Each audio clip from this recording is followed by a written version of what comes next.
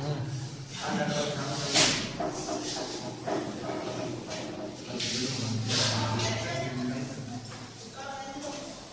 प्रश्नावली प्रश्नावली का नाम है त्रिभुज। जब त्रिभुज है तो हमें सबसे पहले त्रिभुज के बारे में जानना जरूरी। त्रिभुज क्या है? त्रिभुज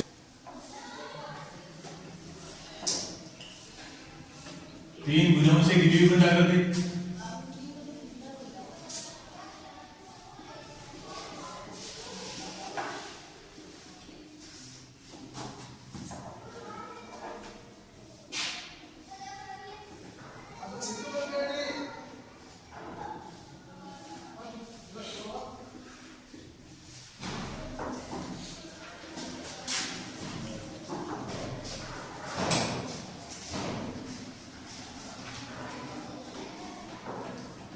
त्रिभुज है तीन भुजाओं से घिरी हुई आकृति है त्रिभुज कहते हैं। त्रिभुज कितने प्रकार का होता है? त्रिभुज के तीन प्रकार किस लीजिए। एक समबाहु,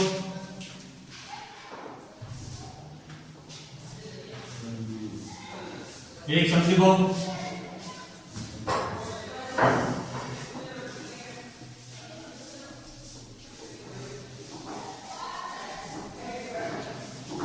और तीसरा विषमबाहु।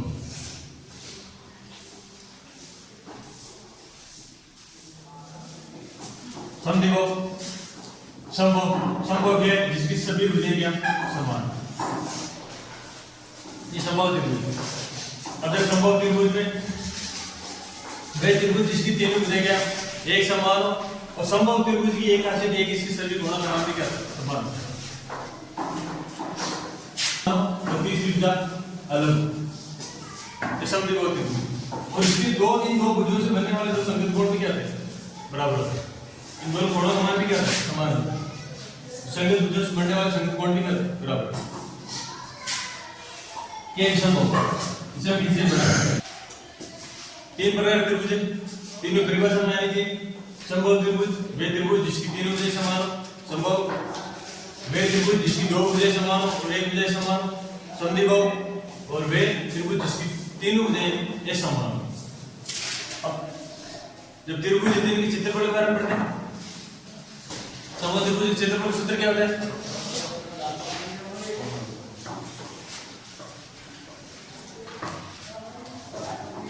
रूट 3/4। समद्विबाहु में हम काम करते हैं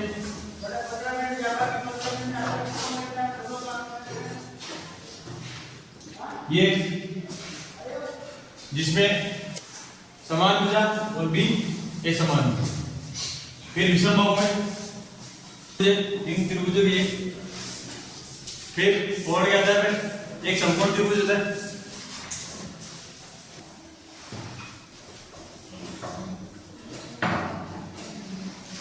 जिसके सभी कोण समान हो संभव है, जिसके दो कोण समान है। अब ये हमने कौन सी क्लास में पढ़ा था? छोटी क्लास में पढ़ा था। मेरे को छठी क्लास में पढ़ी। ये 9th क्लास में आता है हमारे क्षेत्रफल वगैरह के बारे में, और वहां से कुछ नियम भी पढ़ते। कौन कौन से नियम होते हैं? सर्वांग समता के नियम। देखो पहला होता है भुजा भुजा भुजा भुजा भुजा सर्वांग समता। इससे क्या मतलब है कि जब हमारे पास दो आकृति दी हुई तो दोनों की भुजाएं अगर समान है तो क्या है वो दोनों त्रिभुज क्या है सर्वांग समता। फिर होता है कोण कोण कोण जिसमें तीनों कोणों का मान, जैसे ये आकृति अगर इसका कोण इसके समान इसका कोण इसके समान इसका कोण इसके समान, ये दोनों आकृति क्या है सर्वांग समता। फिर आता है भुजा कोण भुजा और कोण भुजा कोण, और एक आता है RHS यानी कि समकोण कर्ण भुजा। ये हमारे सर्वांग समता के नियम। ये हम सब 9th क्लास में पढ़ के आते हैं।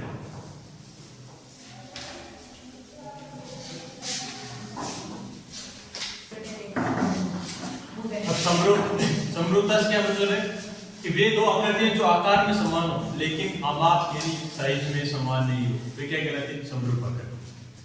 वे दो या दो से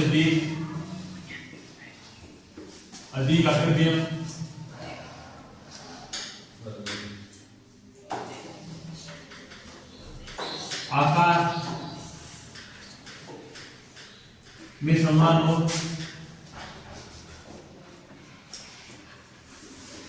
परंतु आमाप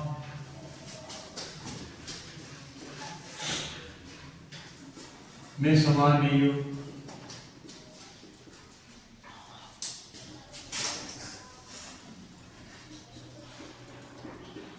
समरूप आगे लिखेंगे।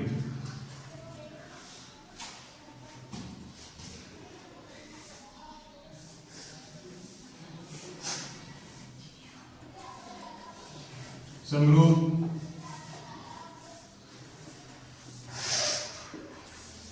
आकृतियां 13।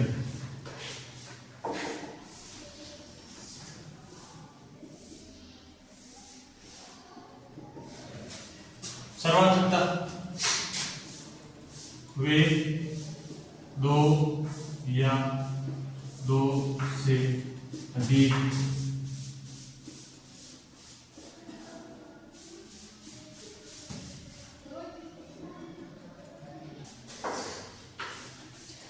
जिनका आकार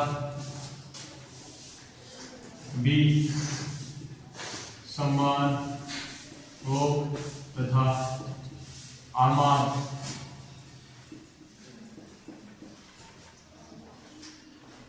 भी समान हो, वे आकृतियां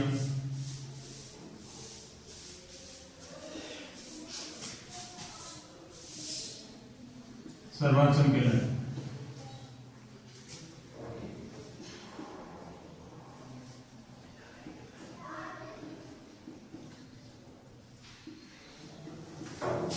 इनके कुछ उदाहरण लेते हैं, समरूपता और सर्वांशम।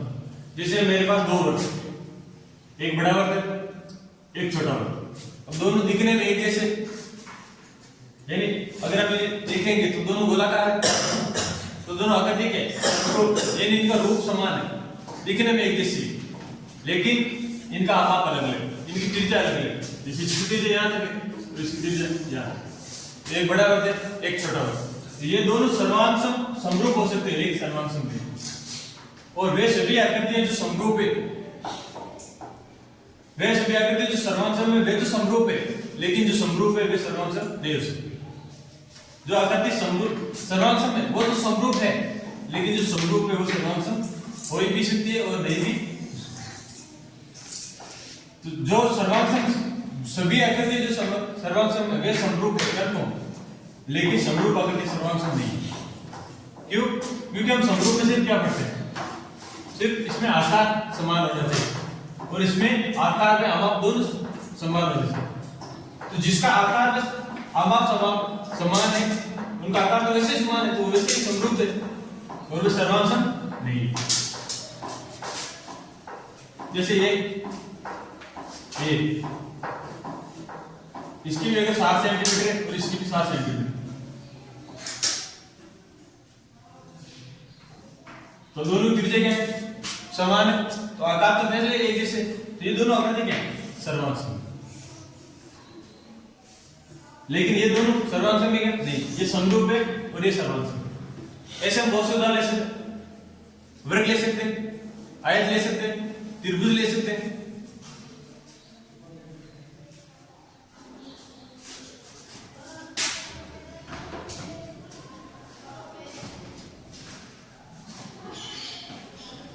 एक बड़ा है, एक छोटा है, दोनों समरूप है, लेकिन सर्वांशम एक नहीं, क्योंकि इनकी लंबाई चौड़ाई क्या है, अलग अलग, लेकिन दिखने में दोनों आकृति एक जैसी।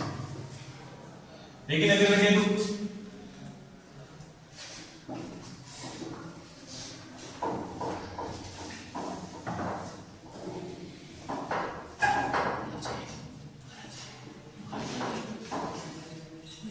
ये दोनों आकृति क्या है, सर्वांशम, सर्वांशम।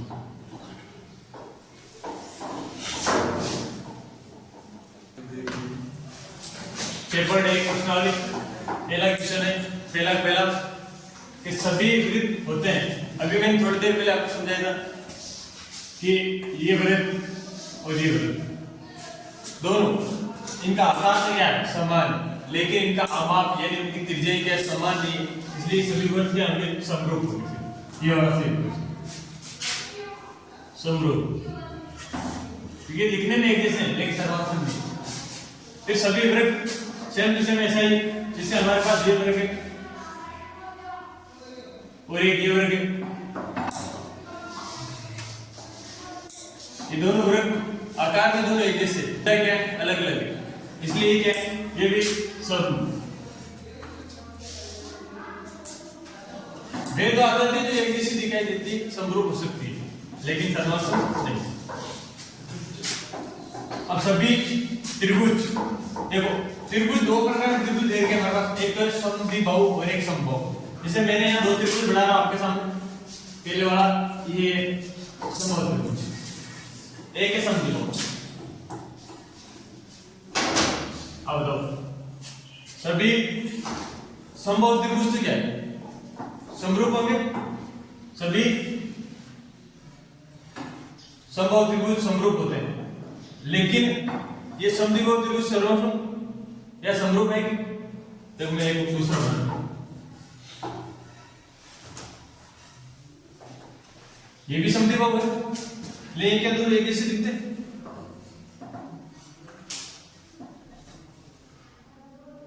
ये भी समद्विबाहु है, ये भी समद्विबाहु और ये संभव। संभव आप कैसे भी बनाओ, क्योंकि इसकी तीनों भुजाएं के समान है, तो किसी भी भुजा के आप अनुदिश बना सकते हो इसको, तो ये भी क्या होंगे समरूप। इसमें कौन सा आएगा संभव, यानी सभी संभव त्रिभुज समरूप होते हैं, लेकिन समद्विबाहु नहीं। अब भुजाओं की संख्या समान वाले दो बहुभुज समरूप होते हैं यदि उनकी संगत भुजाएं के बराबर,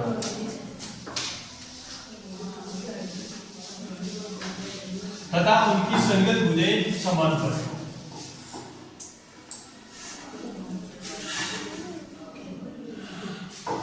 दो बहुभुज समरूप होते हैं, कब होते हैं? उनकी संगत भुजाएं क्या बराबर हो और समानुपाती, यानी उनका अनुपात क्या अनुचित समान हो जाए।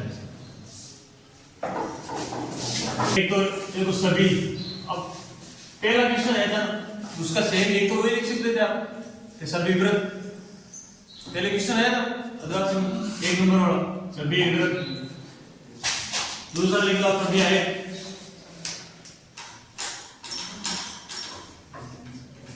इसके अलावा ऐसी आकृति है जो समरूप नहीं है, कौन कौन सी आप लिख दो इसमें, समबाहु त्रिभुज और समद्विबाहु त्रिभुज।